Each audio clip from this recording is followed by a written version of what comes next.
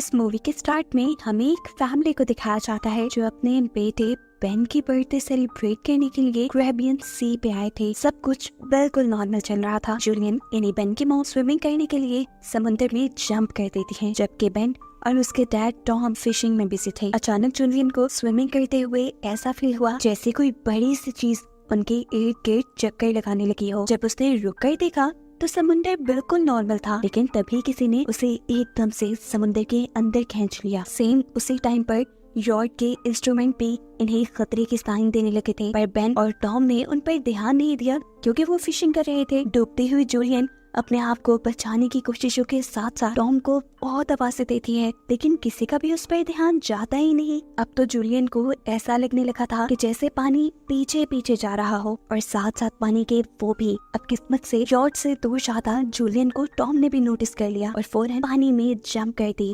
उसे बचाने के लिए। बेन भी यॉर्क का इंजन ऑन करते हुए उसे उन दोनों के करीब ले आया। टॉम ने जहाँ जूलियन को डूबने से बचाया, वहीं बेन और कैसी ने फिर मिलकर इन दोनों को यॉर्क के ऊपर खींचा और फिर कहीं जाकर जूलियन की जान बच पाई। यॉर्क पर सेफ वापस आकर टॉम एक मर्तबा कैसे भी गुस्सा करता है कि ध्यान कहाँ था तुम्हारा? जब बताया है कि जो भी स्विमिंग के लिए जाएगा उस पर कोई एक ध्यान रखेगा, तो क्यों नहीं दिया ध्यान? अगर मर जाती तुम्हारी मोम तो?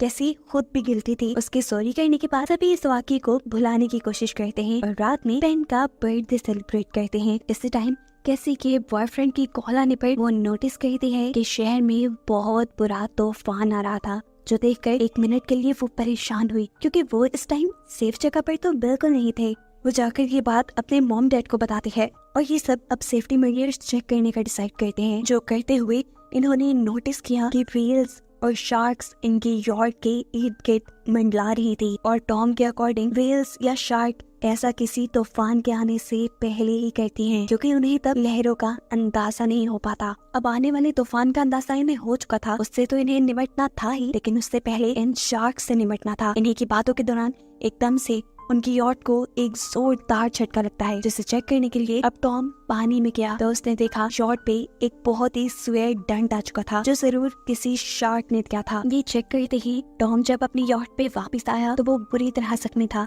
जूलियन उसके जख्मों पे स्टिचेस लगाती है और यहाँ टॉम इन सबको बुरी खबर देता है कि शार्क के डंट देने की वजह से ये लोग आगे नहीं बढ़ पाएंगे। सेफ ऑप्शन इनके पास यही था कि किसी को मदद के लिए बुलाएं, लेकिन सिग्नल्स भी बंद हो चुके थे। यहाँ तक कि यॉर्क का रेडियो भी कोई सिग्नल पिक नहीं कर रहा था। इस मुश्किल कंडीशन में टॉम अपने खाने पीने के सामान को चेक करने लगता है। उनके पास सिर्फ 4 दिन के लिए पीने का पानी था और कुछ नहीं, लेकिन टॉम को ये तसल्ली थी कि वो एक शिपिंग रूट पे हैं, यहाँ से शिप्स अक्सर गुजरती रहती हैं, कोई ना कोई उन्हें देख लेगा। इनकी इन्हीं बातों के दौरान अचानक बाहर से इन्हें जोरदार आवाज सुनाई देती है। बाहर जाकर जब इन्होंने देखा तो एक मेट्रॉइड बिल्कुल जमीन से टकराने वाला था और इनकी शिप की तरफ आ रहा था। उससे बचने के लिए टॉम जल्दी से अपनी यॉर्क का इंजन ऑन कर देता है। हालांकि वो जानता था अगर उसने ऐसा किया तो उसकी शिप तबाह हो जाएगी, और बिल्कुल ऐसा ही हुआ। यॉर्क का इंजन तबाह हो गया और दूर से एक दूसरा मेट्रॉइड भी उनकी तरफ बढ़ने लगा। अपने आप को बचाने के लिए कुछ और तो कर नहीं सकते थे, इसलिए लोग तेजी से यॉर्क के निचले हिस्से की तरफ चले गए और लाइफ जैकेट्स भी इन्होंने पहन ली। जिसके बाद बस इन्हें एक जोरदार आवाज सुनाई दी और ये सब बेहोश हो गए। इन्हें जब होश आया तो ये सब जिंदा थे। चोटें तो इन्हें बेशक आई थी, लेकिन हैरानकुन बात ये थी कि अब इनकी बोट के अंदर एक बहुत बड़ा होल होने के बावजूद भी इनकी बोट के अंदर बिल्कुल पानी नहीं था। टॉम और बेन ने जब बाहर जाकर देखा तो इनकी बोट एक सहराई पथरीले इलाके पे आ गई थी। ये जगह बिल्कुल बदल चुकी थी। जहाँ पानी था वहाँ अब बस मिट्टी के पहाड़ रह गए थे। टॉम जल्दी से अब कंपास निकालता है और डायरेक्शन देखने लगा। तब जाकर उसे पता चला कि इस जमीन के साथ कुछ गड़बड़ी हो गई है। जमीन के सभी पोल्स चेंज हो गए हैं। जमीन के नॉर्थ पोल पे साउथ पोल आ गया था, जबकि साउथ पोल पे नॉर्थ पोल चला गया था। और ऐसे ही जहाँ पर सहरा थे, समुद्र का सारा पानी वहाँ शिफ्ट हो गया था और अब समुद्र की जगह सहरा बन चुकी थी। और ये चीज रियलाइज होते ही ये सब के सब शॉक रह गए। एक और दिल दहला देने वाली बात टॉम ने ये बताई कि इस सारे प्रोसेस में ह्यूमैनिटी यानी इंसान मारे गए होंगे। जैसे को इस सारी खबर से इतना बुरा शौक लगा था कि उसने अपने हवास खो दिए थे। वो अब एक कैबिन में अपने आप को बंद कर लेती है और किसी से बात नहीं करती। अब जूलियन अपने बच्चे कुछ खाने को इकट्ठा करने लगती है, जबकि बेन बहुत सारे अपने बर्थडे के बैलून्स हवा में उड़ाता है कि कहीं अगर कोई इंसान जिंदा होगा तो वो उनकी मदद को आ जाएगा। जबकि टॉम अब रेडियो के जरिए किसी से बात करने की कोशिश करता है, किसी से कांटेक्ट करने की कोशिश करता है। एक्सपेक्ट तो वो यही कर रहा था कि कोई रिस्पॉन्स नहीं आएगा, लेकिन हैरानकुन तौर पे उसे एक रिस्पॉन्स मिला और ये रिस्पॉन्स एक कैप्टन ने दिया था जो इस वक्त एक छोटी सी सबमरीन में था और समुद्र के ऐसे शिफ्ट होने की कहानी वो भी जानता था, क्योंकि वो भी टॉम की फैमिली की तरह सबमरीन में था, इसीलिए वो इस हादसे में बच गया। कैप्टन अब टॉम को बताते हैं कि अर्थ के जो पोल चेंज हुए हैं वो तकरीबन एक हफ्ते बाद वापस अपनी जगह पे आ जाएंगे। ऐसे समुद्र भी वापस अपनी जगह पे आएगा और उस वक्त इसकी लहरें बहुत ही ज्यादा खतरनाक होंगी। इसीलिए कैप्टन टॉम को मशवरा देता है कि तुम कोई ऊंची सी जगह ढूंढो और वहाँ पे चले जाओ, वहाँ पर तुम्हारे बचने के चांसेस ज्यादा हैं। ये बात सुनते हुए जूलियन फौरन अपने बच्चों को पैकिंग करने को कहते हैं, जबकि टॉम कैप्टन से रिक्वेस्ट करता है आपकी सबमरीन के अंदर भी बचने के चांसेस ज्यादा हैं, क्या आप हमारे बच्चों को रख सकते हैं। तब कैप्टन बताते हैं कि वो ये करना तो चाहता है लेकिन कर नहीं सकता क्योंकि उसकी सबमरीन बहुत छोटी है, उसका यहाँ पे एक साथी मारा गया है और ऐसे बस एक ही इंसान की जगह उसकी सबमरीन के अंदर है। या टॉम कैप्टन की मिन्नतें करता है प्लीज आप किसी तरह दोनों बच्चों को एडजस्ट कर लो, इसके बदले में आप मेरे से जो मदद चाहेंगे मैं आपकी करूंगा। कैप्टन अब उसकी बात मान गए थे। टॉम अब उस सबमरीन की लोकेशन का अंदाजा लगाता है और जूलियन को बताता है कि वो सिर्फ 2 दिन के अंदर अंदर वहाँ होंगे, यानी समुद्र की लहरों के वापस आने से पहले पहले ये लोग अपने बच्चों को सही सलामत उस सबमरीन तक पहुँचा देंगे, जिसके बाद उनकी जान बच जाएगी। अगली सुबह ये पूरी फैमिली अब अपने सफर को तैयार थी। तभी टॉम ने देखा कि दूर से एक अजीब सा आदमी अपने डॉग के साथ यहाँ चला रहा है। टॉम ने नोटिस किया कि वो आदमी जख्मी था, इसीलिए टॉम ने उसकी मदद करना चाहिए, उसे पानी भी दिया। आदमी ने वो पानी पीते ही उल्टा टॉम का शुक्रिया करने की बजाय उसी के ऊपर हमला कर दिया और ये चीज दूर खड़ी जूलिया देख चुकी थी। वो आदमी बुरी तरह अपने हाथ में पड़े हुए खंजर को टॉम के अंदर स्टैब करते हुए उसे मार चुका था। अपने हस्बैंड को तो वो बचा नहीं पाई थी, लेकिन अपने बच्चों को बचाने के लिए वो फौरन यॉट के अंदर जाती है और उन्हें खतरे के बारे में बताते हुए दोनों को कैबिन में छुपा दिया और फिर कैसी को एक फ्लेयर गन दी और कहा कि इसे तभी चलाना जब तुम्हें इसकी बहुत ज्यादा जरूरत पड़े। अभी वो ये बात कर ही रहे थे कि किलर यॉट के अंदर उनके इस रूम के दरवाजे तक भी पहुंच गया। उससे बचने के लिए जूलियन खुद एक वॉशरूम में चली जाती है और यहाँ जाकर अपने जख्मों को सीने लगती है। इतने में वो किलर यॉट की छानबीन करना शुरू कर देता है और उसे जैसे ही खाने को कुछ मिलता है तो उसने तेजी से वो खाना शुरू कर दिया। साफ जाहिर था कि वो कई दिनों का भूखा है। खाने के बाद किलर जब जूलियन को मारने के लिए उसके पीछे गया तो उसने देखा कि जहाँ से आवाज आ रही थी वो कैबिन तो खाली था। असल में जूलियन बोट में हुए सुराख से निकलकर भाग चुकी थी, लेकिन उसकी बदकिस्मती कि उसे इस किलर के डॉग ने देख लिया जो उस पर भौंकने लगता है और उसे चुप करवाने के लिए जूलियन उसे मार देती है और खुद बोट के नीचे छुप जाती है। वैसे तो वो किलर को ना मिलती, लेकिन किलर ने जब दूर अपने डॉग को मारा देखा तो वो समझ गया कि जूलियन बोट से बाहर है। अब जैसे ही किलर उसे पकड़ने के लिए बोट से नीचे उतरा, जूलियन बोट की दूसरी तरफ से एक दूसरे टूटे हुए शीशे को अपना रास्ता बनाते हुए बोट के अंदर आ गई, लेकिन उसकी बदकिस्मती कि थोड़ी ही देर में पकड़ी गई वो उस किलर के हाथों। किलर उसे बालों से पकड़ के खूब टॉर्चर करता है, उसका गला दबाने लगता है, जबकि जूलियन अपने आप को बचाने के चक्कर में उसके साथ लड़ने लग जाती है। कैसी जो कैबिन से ये सब कुछ देख रही थी उसे लगा ये सही मौका है फ्लेयर गन यूज करने का। उसने यहाँ पे फ्लेयर गन चला दी जिससे उस आदमी को तो ज्यादा नुकसान नहीं हुआ, लेकिन उनकी यॉट जलने लगी। अब अपने आप को बचाने के लिए जूलियन जल्दी से अपने दोनों बच्चों को लेकर इस यॉट से निकल गई। जहाँ से बाहर निकलते हुए उस किलर ने दोबारा जूलिया के ऊपर हमला किया, लेकिन इस मर्तबा जूलियन ने अपनी टांग से उसे पीछे धकेलते हुए अपने आप को फ्री करवा लिया। बाहर जाते ही कैसी और बेन अपने डैड की डेड बॉडी को देखकर रोने लगी। उन्होंने ये सब नहीं सोचा था जो उनके साथ हो चुका था।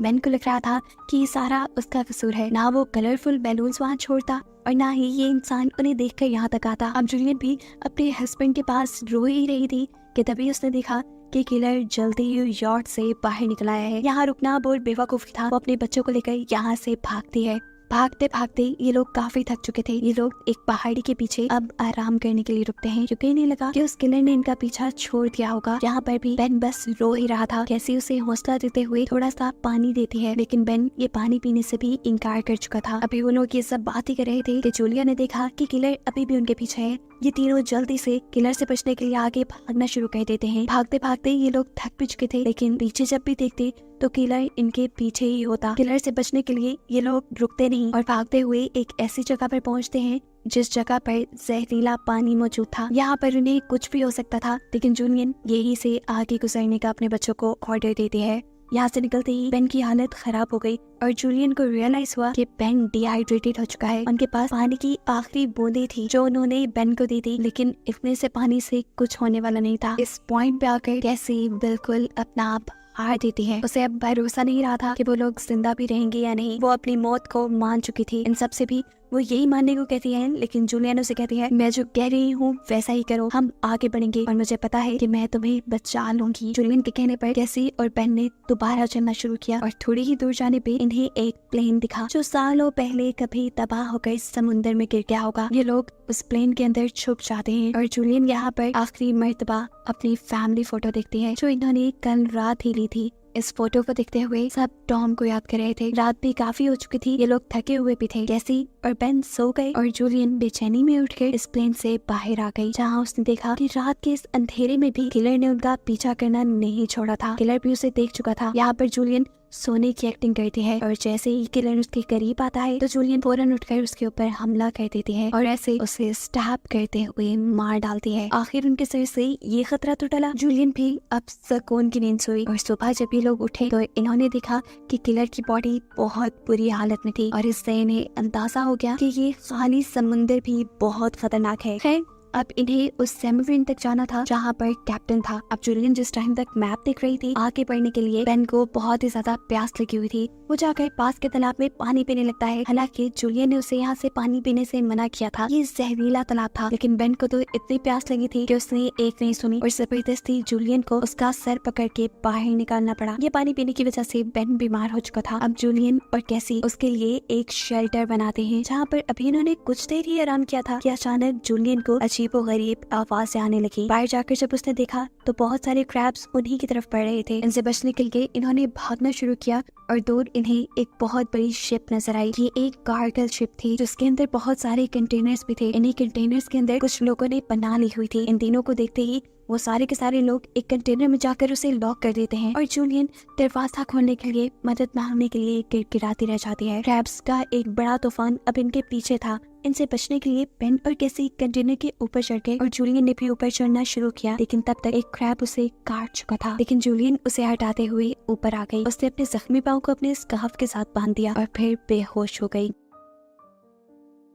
बेन और कैसी ने देखा कि वो क्रैब्स उस कंटेनर को काटते हुए उसके अंदर चले गए थे और वहाँ के लोगों पर उन क्रैब्स ने बुरी तरह हमला कर दिया। हालांकि जिन लोगों के पास वेपन्स थे उन्होंने वेपन्स के जरिए उन क्रैब्स को मारने की कोशिश तो की, लेकिन वो कितने भी क्रैब्स को मारते। खैर सुबह हुई और जूलियन को होश आया। उसने देखा कि उसके दोनों बच्चे यहाँ नहीं हैं। वो बुरी तरह डर गई क्योंकि ये इतनी खतरनाक जगह थी कि कोई भी मर सकता था। जूलियन उनको खोने की डर से रोने लगी थी, लेकिन तभी दूर से उसे कैसी और बेन आते दिखाई दिए, जो असल में खाने और वेपन्स की तलाश में गए थे और अब क्रैब्स पे यहाँ से नजर नहीं आ रहे थे क्योंकि वो यहाँ से आगे शिफ्ट हो गए थे। उन्हें देखकर जूलियन की जान में जान आती है। जूलियन अब अपने क्रैब के काटे जख्मों का ध्यान करती है, जबकि बेन अपने इकट्ठे किए हुए वेपन्स को देखने लग जाता है। अब जूलियन अपने रेडियो के जरिए कैप्टन से कांटेक्ट करती है, जो उसे बताता है कि उसके ऊपर भी सी क्रिएचर्स ने हमला कर दिया है। वो बहुत ही ज्यादा जख्मी है और वो अब इनकी मदद नहीं कर सकता। साथ ही उसने अब जूलियन को ये भी बताया था कि समुद्र जल्द ही अपनी जगह पर वापस आने वाला है, इसीलिए तो ये सारी क्रिएचर्स वापस आ गई हैं। अब तो इन्हें ये भी नहीं पता था कि उस सबमरीन तक पहुंचने के लिए इन्हें किस डायरेक्शन में जाना है, क्योंकि इनका मैप भी इस सारी भागम दौड़ी में गुम चुका था। इसीलिए कैप्टन अब हवा में रेयर गन से शूट करता है और बेन वो डायरेक्शन देख लेता है। ये लोग तेजी से अब सबमरीन की तरफ बढ़ते हैं। दूर उन्हें अब छोटा सा येलो सबमरीन नजर आ भी गया था, लेकिन उस तक पहुंचना अब इन्हें नामुमकिन लगने लगा, क्योंकि सबमरीन तक पहुंचने के लिए इन्हें टॉक्सिक वेस्ट के ऊपर से गुजरना पड़ता, जहां से गुजरते हुए ही ये लोग बीमार हो सकते थे। अब तो कैसे को जूलियन की बातें बकवास लगने लगी थी कि वो अपने बच्चों को बचाने की। ये लोग यहाँ पे बहस करते हैं और जूलियन डांट के कैसे कहती है, चलो आगे बढ़ो। चलते हुए इनकी किस्मत एक और मर्तबा इनका साथ छोड़ देती है और वहाँ इन पहाड़ों के दरमियान में स्लाइडिंग होने लग जाती है, जिसकी वजह से जूलियन जो सबसे पीछे थी उसके आगे आकर एक बहुत बड़ा पत्थर गिर गया और वो वहीं पर फंस गई। कैसी उसके बगैर आगे नहीं बढ़ना चाहती थी, लेकिन तब जूलियन ने उसे एक कसम दे दी कि तुम हर हाल में अपने भाई को बचाओगी। कैसी अपने भाई को लेकर आगे बढ़ जाती है और ये लोग जब सबमरीन तक पहुंचते हैं तो वहाँ इन्हें कोई नहीं मिलता। ये बुरी तरह सबमरीन के दरवाजा खड़काने लगे, लेकिन तभी पीछे से कैप्टन निकल के आया जो बुरी तरह जख्मी था। कैप्टन ने उन्हें बताया कि उसके अब बचने के चांसेस बिल्कुल नहीं है और सबमरीन में 3 लोग बैठ सकते हैं। ये सुनते ही कैसी वापस पीछे की तरफ मुड़ी जहाँ उसकी मॉम स्टक हो गई थी। इस टाइम जूलियन गन के जरिए अपने करीब आने वाले क्रैब्स को मार रही थी और बुलेट्स उसकी तकरीबन खत्म ही हो गई थी। इससे पहले कि कोई और क्रैब उसके ऊपर हमला करता, कैसी उसके पास आकर उसे हाथ देती है। उसकी मदद से जूलियन फाइनली वहाँ से बाहर निकलने में कामयाब हो गई और ये दोनों भागते हुए अब वापस सबमरीन तक आ गए। ये लोग बिना वक्त ज़ाया किए अब सबमरीन के अंदर बैठ गए। इनके बेल्ट्स लगाते हुए ही इन्हें सामने से समुद्र की एक बहुत बड़ी लहर आती दिखाई दी, जिसके इनके सबमरीन से टकराते ही ये लोग बेहोश हो गए। जूलियन को अब जब होश आया तो हैरानकुन तौर पे उनकी सबमरीन इस वक्त पानी में नहीं थी। समुद्र की वो बड़ी लहर इनकी सबमरीन को घसीट के एक तबाह हुए शहर पे ले आई थी, जिसकी हालत बता रही थी कि यहाँ पर उनके अलावा कोई जिंदा नहीं रहा होगा। और बस यही दिखाते हुए ये कहानी यहाँ खत्म हो गई।